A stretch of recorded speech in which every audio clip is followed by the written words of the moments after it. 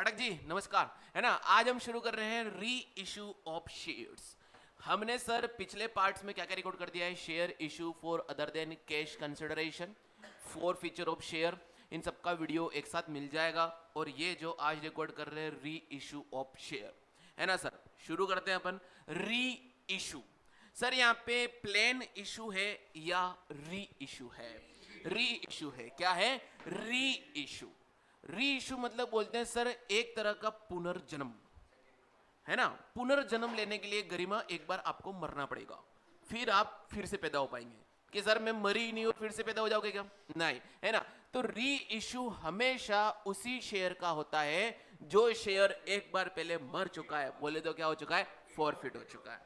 जो share forfeit हो चुका है उसका कॉन्सेप्ट क्या था कि तिवारी जी आपने पैसे खाए थे हमारे, है ना। तो कॉन्सेप्ट क्या बनाया था? कॉन्सेप्ट बनाया था कि सर हम क्या करने वाले हैं कि आपने मुझे कुछ पैसा नहीं दिया था शेयर कैपिटल का और कुछ दे दिया था, तो जो नहीं दिया उसके लिए तो मैंने कहा भगो आप तो, है ना। और जो दे दिया था वो मैंने जब्त कर लिया था, वो मेरे जेब में पड़ा है किस अकाउंट के अंदर? फोर फीचर ऑफ शेयर में। तो 10 रुपए के शेयर पे 5 रुपए दे दिए थे, 5 रुपए मेरे पास तो पड़े हुए, लेकिन मुझे अब और पैसों की जरूरत है। सबसे पहले मैंने क्या करा कि यार जो शेयर अपने पास अब पड़ा है फॉरफिट किया हुआ, उसको आप री इशू करके पैसे ले लो लोगों से। क्योंकि सर जब भी शेयर री इशू होता है तो हम सेकेंड हैंड चीज देते हैं, तो उसमें डिस्काउंट भी दे सकते हैं। तो एज पर द कंपनी से 2013 शेयर जो इशू होता है दोस्तों, वो 8 पार भी हो सकता है, 8 प्रीमियम भी हो सकता है, बट 8 डिस्काउंट नहीं हो सकता इशू वाला। लेकिन सर जब हम शेयर को री इशू करते हैं बच्चों, क्या करते हैं बच्चों? री इशू करते हैं, तो वो 8 पार भी हो सकता है, 8 प्रीमियम भी हो सकता है और 8 डिस्काउंट भी हो सकता है। तो दोस्तों कॉन्सेप्ट डेवलप हो गया, शेयर कभी भी डिस्काउंट पे इशू नहीं होता बट री इशू हो सकता है। ये आपका एक कॉन्सेप्ट है। तो सर आपके दिमाग में ऐसा डाउट रहेगा, सर लॉजिक बताओ कि ऐसा कंपनीज एक्ट ने क्यों बोला। लॉजिक बताऊं कि नहीं बताऊं? बता दूं, है ना। नहीं क्या होता है वो ऑनलाइन वीडियो में लॉजिक बताते तो लोग बोलते हैं कि बहुत टफ पढ़ाते हैं, है ना। नहीं यार, लॉजिक बताएगा तो डोगले तेरा काम हो जाएगा, नहीं तो तू रटता रहे फिर जिंदगी में और हमारे व्यू बढ़ाता रहे। मैं चाहता हूँ कि एक बार देखो जिंदगी भर सोल हो जाए। सर कंपनीज एक्ट 2013 ने ऐसा क्यों बोला कि री इशू डिस्काउंट पे हो सकता है? समझना आप मेरी बात, बनिया आदमियों में है ना। उसके 5 रुपए मेरे पास पहले ही आके पड़े, ये जेब में पड़े, ये रे, और जहां हाथ डालो पैसे निकल रहे हैं। ऑनलाइन वालों बुरा मत मानना, बहुत कम पैसे कमाते हैं। आप लाइक करो, सब्सक्राइब करो, घंटा ऐसा अपन को बोलने भी नहीं आता, है ना। सर सुनो क्या होगा, 5 रुपए उस शेयर के पहले ही आके पड़े, वो शेयर पूरे 10 रुपए का है। अगर मैं वो 10 का शेयर 10 में ही री इशू कर दूंगा तो सर ये 5 रुपए का क्या, ये तो प्रॉफिट है ना। तो अगर मुझे बेयर मिनिमम अगर ये शेयर इशू करना भी है तो आप लोग बताओ कौन सी प्राइस पे मैं इसको री इशू कर दूं कि मुझे नुकसान भी ना हो, है ना। सर कैसे, ए भाई कैमरा भी चलता है ना, तो देखना सर उसको मैं कैसी प्राइस पे री इशू कर दूं कि कंपनी को भी नुकसान नहीं हो और सामने वाले खरीदने वाले को भी कोई नुकसान नहीं होगा। बोलो कितने पे? 5 रुपए। मतलब आप ऐसा बोल सकते हो कि सर आप उतना डिस्काउंट दे दो जितना उस शेयर से रिलेटेड पैसा फॉरफिट में पड़ा हुआ है। बोलो एक्सेप्ट करते हो इस बात को, है ना। तो कंपनी 2013 ने बोला कि शेयर कैन बी री issued at discount, but discount कितने एक्सटेंट तक मिलना चाहिए? जितना पैसा पहले फॉरफिट में पड़ा है उस शेयर को लेकर के इतना डिस्काउंट अपन दे सकते हैं। या फिर अगर अपन देशी भाषा में बोले तो सर जितना उसका ओरिजिनल शेयर का पैसा अपने जेब में रिसीव हो चुका था 5 रुपए जितना, उतने तक का डिस्काउंट दे सकते हो। तो क्या सर मैं उसको 6 रुपए का डिस्काउंट दे सकता हूँ क्या? नहीं। 5 का हाँ, 4 का हाँ, 3 2 1 या नहीं दूं तो भी चलेगा, लेकिन 5 से ज्यादा डिस्काउंट नहीं दे सकता। अब लॉजिक समझ में कि क्यों सर शेयर री इशूड एट डिस्काउंट हो सकता है। ठीक है, क्योंकि सर इसको मैं री इशू करूंगा, इसके लिए तो वो सेकंड हैंड है, तो बोलेगा सेकंड हैंड मुझे सेम प्राइस पे क्यों दे रहे हो, कुछ तो डिस्काउंट दो। तो अब कंपनी बनिया है, कंपनी बनिया बोलेगी चल डिस्काउंट दे रहा हूँ, बार्गेन करने बैठेंगे तो मैं कितने मिनिमम तक इसको डिस्काउंट दे सकता हूँ? 5 रुपए तक का डिस्काउंट दे सकता हूँ। बोलो क्लियर? जितना फॉरफिट में पैसा पड़ा है, और फॉरफिट में पैसा कौन सा पड़ा रहता है? जितना उस शेयर कैपिटल से रिलेटेड मेरे पास एक्चुअल में रिसीव्ड हो चुका था। बोलो क्लियर है आप लोगों को यहाँ तक? पक्का सर, आगे बढ़ जाए हम, इसके कॉन्सेप्ट को पढ़ लें। फिर सर क्या होगा, ये शेयर जब रीइश्यू होगा तो सबसे पहले सर हमें एंट्री बता दो सर, सबसे पहले सर हमें एंट्री बता दो रीइश्यू की। रीइश्यू की एंट्री सर पास होगी simply bank account debit to share capital account, 10 का 10, पूरे 10 रुपए में इशू करते हैं तो यही एंट्री पास होती है रीइश्यू की, क्योंकि पैसा आया वापस से कैपिटल बढ़ गई। जब फॉरफिट करा था तो कैपिटल को डेबिट किया था उस शेयर को, अब उसी शेयर को रीइश्यू करूंगा तो वापस से पैसा आएगा और कैपिटल बढ़ा दूंगा, 10 रुपए से कर दिया। लेकिन सर आपने इस शेयर को 10 की जगह 12 में इशू करा तो क्या होगा सर, बैंक में 12 रुपए आएंगे, शेयर कैपिटल में 10 जाएंगे, और 2 सिक्योरिटीज प्रीमियम रिजर्व में तुम्हारे 2 रुपए चले जाएंगे, ये एंट्री पास हो जाएगी। बोलो क्लियर है? ये होती रीइश्यू की एंट्री। रीइश्यू की एंट्री बहुत सिंपल होती सर, ये होती। लेकिन एक बात ध्यान रखना, जब री इशू होता है उस समय हमें देखना पड़ेगा कि सर जो हमने फॉरफिट किया था क्या उसका कुछ पैसा फॉरफिट अकाउंट में पड़ा हुआ है, फॉरफिचर अकाउंट में पड़ा हुआ है। अगर वहां पड़ा हुआ है और ये शेयर जो रीइश्यू हुआ है वो एट पार पे हो गया है, तो वो जो 5 रुपए हैं वो तो मेरे लिए प्रॉफिट है। ये प्रॉफिट मेरे लिए रेवेन्यू नेचर का है कि कैपिटल नेचर का? कैपिटल नेचर का। ये कौन सा है? कैपिटल नेचर का। तो सर इसको मैं कहां ट्रांसफर कर दूंगा? कैपिटल रिजर्व में। तो दोस्तों कॉन्सेप्ट एक और बन गया कि जब भी वो फॉरफिटेड शेयर रीइश्यू हो जाता है तो उससे रिलेटेड अनयूटिलाइज पैसा जो फॉरफिट में पड़ा है अब तो वो प्रॉफिट है अपना, तो उसको ट्रांसफर करना पड़ेगा कहां पर? कैपिटल रिजर्व में। तो सर एंट्री पास होगी share forfeit money account debit to capital reserve, वो ट्रांसफर हो जाएगा जो हमारे 5 रुपए थे पड़े थे। बोलो क्लियर है? तो कॉन्सेप्ट आ गया सर। री इशू के समय 2 एंट्री ध्यान रखनी है। री इशू के समय मित्तल साहब 2 एंट्री ध्यान रखनी, एक तो पैसा रिसीव करने की और कैपिटल बढ़ाने की, दूसरा ध्यान में रखना है कि सर कोई पैसा पड़ा तो नहीं है फॉरफिट के अंदर जिसका शेयर रीइश्यू हो चुका है। अगर वो शेयर रीइश्यू हो चुका है तो अब फॉरफिट में पड़ा हुआ पैसा कुछ काम का नहीं, वो उस एक्सटेंट तक शेयर का पैसा मैं कहां ट्रांसफर कर दूंगा? कैपिटल रिजर्व में ट्रांसफर कर दूंगा। बोलो क्लियर है? ये तो हो गई सर एट पार वाली सिचुएशन। अब अपन एट पार और प्रीमियम दोनों हो गई, अपन देखते हैं एट डिस्काउंट वाली सिचुएशन अपन देखते हैं, और मैं आप पे उसका एग्जांपल ड्राफ्ट कर देता हूं। सर देखो क्या हुआ, फॉरफिट अकाउंट में पैसा पड़ा हुआ है 5 रुपए, और जो शेयर मैंने री इशू करा है वो 8 रुपए में करा। कितने में करा? 8 रुपए में। कितने में करा? 8 रुपए में। कंफर्टेबल सीट छोड़ दो बेटा, गजब हो गया है।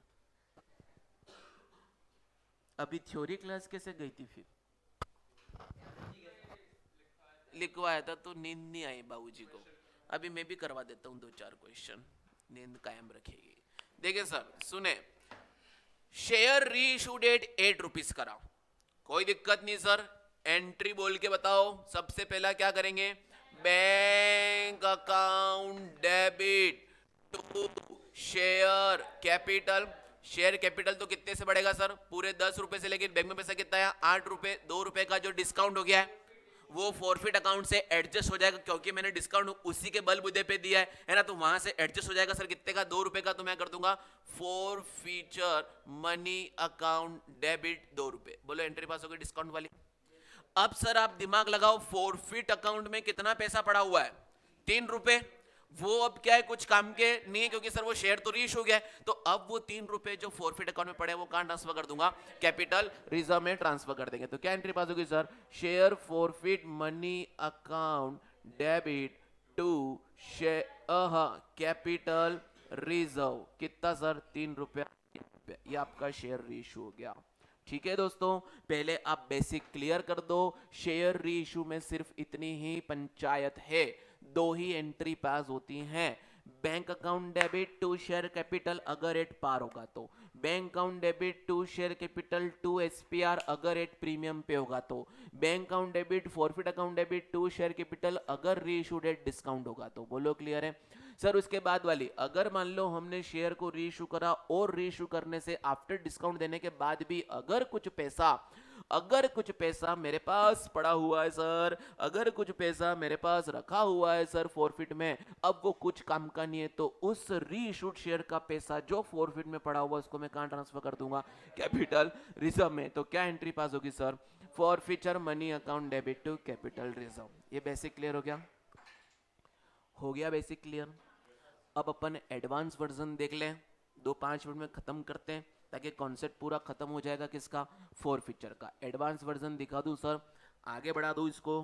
चले सर, स्क्रॉल डाउन, ओके आए। क्या कहना चाह रहे हो सर आप? आगे क्या कहना चाह रहे हो सर? मैं आपको एक बात बताना चाह रहा हूं। कई बार क्या होता है सर, वो शेयर फॉरफिट हुआ था जो पार्टली कॉल्ड अप था। हिंदी में बोलो सर, हिंदी में बोलो। पार्टली कॉल्ड अप मतलब क्या होता है? पार्टली कॉल्ड अप मतलब क्या होता है? जो मयंक पाठक होता है। पवन बता, पूरा शेयर अच्छे से पढ़ा अपन ने तो। हाँ श्रीवास्तव जी, हाँ पार्टली कॉल्ड अप, ये सर कोई पांचवी इंस्टॉलमेंट हो गई। अरे पार्टली कॉल्ड अप मतलब होता है कि 10 रुपए का शेयर था, इंस्टॉलमेंट कैसी थी? 2 रुपए, 3 रुपए, 3 रुपए, 2 रुपए। तो मैंने जो लास्ट वाली कॉल है अभी तक मांगी ही नहीं, कॉल्ड अप ही नहीं करी, तो मेरे लिए वो शेयर 8 रुपए का ही कॉल्ड अप है। मतलब सर 10 रुपए होने चाहिए थे, 8 ही कॉल्ड अप किए, तो उसको अपन ने क्या बोल दिया? Partly called up. तो सर देखें, हमारा जो ओरिजिनल शेयर था सर, ओरिजिनल किसको बोलेंगे? जो पहले वाला था जिसको सिर्फ मैंने इशू किया था और फॉरफिट किया है, वो शेयर सर मेरे 2 रुपए, 3 रुपए, 3 रुपए, 2 रुपए का इंस्टॉलमेंट था। मैंने ये 2 रुपए अभी तक मांगे ही नहीं थे, तो ये शेयर मेरा सर क्या था? Up to the extent of 8 rupees. क्या है ये? पार्टली कॉल्ड अप है। कितने का? रुपीज 8 रुपए का। बोलो क्लियर है? और वो शेयर फॉरफिट हो गया था। Being non payment of first call, being non payment of first call क्या हो गया? फॉरफिट हो गया। तो बंधु ने दे कितने दिए थे मुझे? 5 रुपए दे दिए थे। अब अगर क्वेश्चन कुछ भी नहीं बोले कि सर इसको री इशू कितने में करा है, तो ये डीम्ड अजम्पशन माना जाएगा कि वो री इशू भी 8 रुपए में हुआ है। क्या माना जाएगा? 8 रुपए में, क्योंकि सर वो जो शेयर फॉरफिट करा था वो भी यहां रखा है। ये री इशू होने के बाद सबके समान हो जाएगा। तो जब मैं 2 रुपए फाइनल कॉल के ड्यू करूंगा तो उसको भी चुकाने पड़ेंगे 2 रुपए। तो अगर क्वेश्चन ने कुछ नहीं बोला कि तुमने 10 रुपए में इशू करा है कि क्या किया, तो हम डीम्ड अजम्पशन क्या लेंगे कि वो इशू कितने में होना चाहिए? 8 रुपए में। 8 रुपए में इशू होना चाहिए। Issued at partly called up value, उतने पे होना चाहिए। अब मान लो क्वेश्चन में वो इशू हो रहा है 10 रुपए का, तो सर ये 2 रुपए जो डिफरेंस है वो क्या है?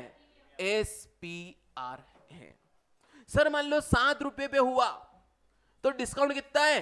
1 रुपए का। कहां से एडजस्ट होगा? फॉरफिचर में।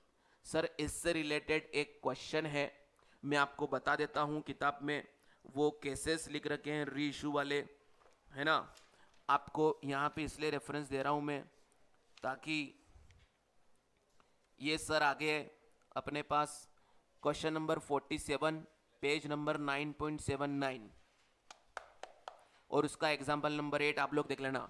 TS ग्रेवाल सर की किताब का पेज नंबर 9.78 9.79, इस पे एक तो एग्जाम्पल नंबर 8 लिख रखा है और एक इलस्ट्रेशन नंबर कौन सा है? 47। ये जो है मैंने आपको यहाँ पे बोला है, तो इस वीडियो के साथ साथ अगर आप उसे देखोगे तो आपको समझ में आ जाएगा। बोलो क्लियर है सर कि हमने वो शेयर री इशू करा है जो ओरिजिनली पार्टली कॉल्ड अप था, तो वो इशू भी कितने पे होना चाहिए? पार्टली कॉल्ड अप वैल्यू पे होना चाहिए। और हम अब जो डिफरेंस देखेंगे वो 8 रुपए से देखेंगे। 8 से कम में दिया तो डिस्काउंट, 8 से ज्यादा में दिया तो SPR। बोलो क्लियर है? अगर क्वेश्चन स्पेसिफिक कुछ नहीं बोले तो डन।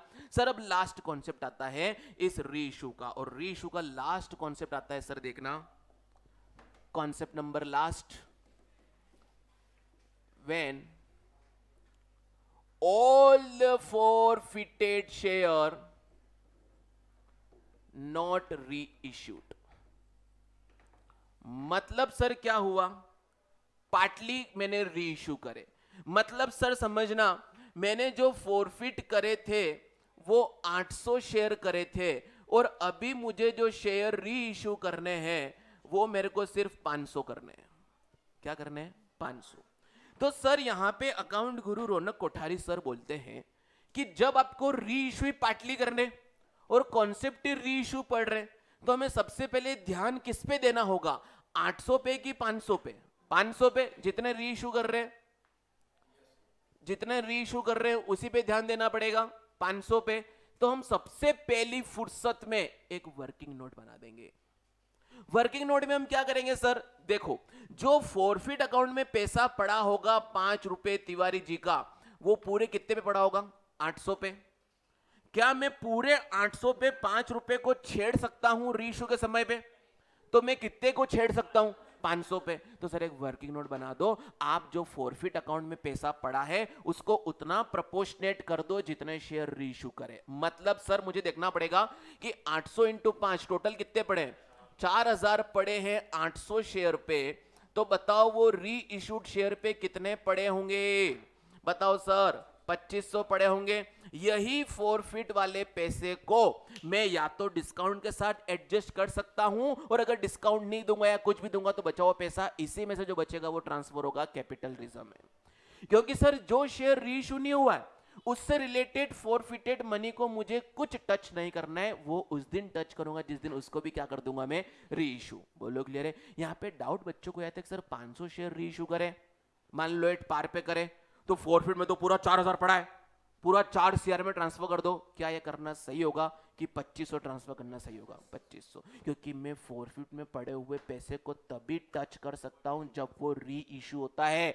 800 शेयर फॉरफिट करे और री इश्यू मैंने सिर्फ 500 करे, तो इस 800 वाले पैसे को सबसे पहले मुझे 500 तक प्रोपोर्शनेट करना पड़ेगा। फिर जो पैसा आएगा फॉरफिट का उसी को मैं डिस्काउंट के साथ एडजस्ट कर सकता हूं, या बचा हुआ उसी को मैं कैपिटल रिजर्व में ट्रांसफर कर सकता हूं। बोलो गाइस क्लियर है कि नहीं?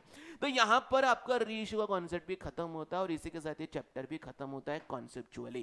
क्वेश्चन प्रैक्टिस हम लोग अभी अपन कर रहे हैं, सारे बड़े बड़े क्वेश्चन अपन यहाँ पे करेंगे। बोलो क्लियर है दोस्तों? तो आज के लिए इतना ही वीडियो के लिए, मिलते हैं अपन नेक्स्ट वीडियो में। हाँ जी, डाउट?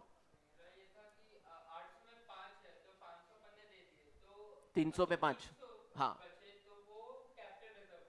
नहीं, वो 300 पड़े रहेंगे फॉरफिट में ही, वो जब री इशू करेंगे तब काम में लेंगे। अभी 500 री इशू हो गए तो 500 पे 5 रुपए 2500 फॉरफिट का पैसा है। अगर 8 पार किया तो ये 2500 पूरे सीआर के अंदर, अगर डिस्काउंट दिया तो 2500 में से माइनस होगा और बचे हुए सीआर के अंदर जाएंगे। जो 300 री इशू नहीं करे उनको तो अभी टच ही नहीं करना है, अनटच रखना है। किसके अंदर? फॉरफिट के अंदर ही। दोस्तों क्लियर है? ओके दोस्तों, मिलते हैं नेक्स्ट वीडियो के अंदर।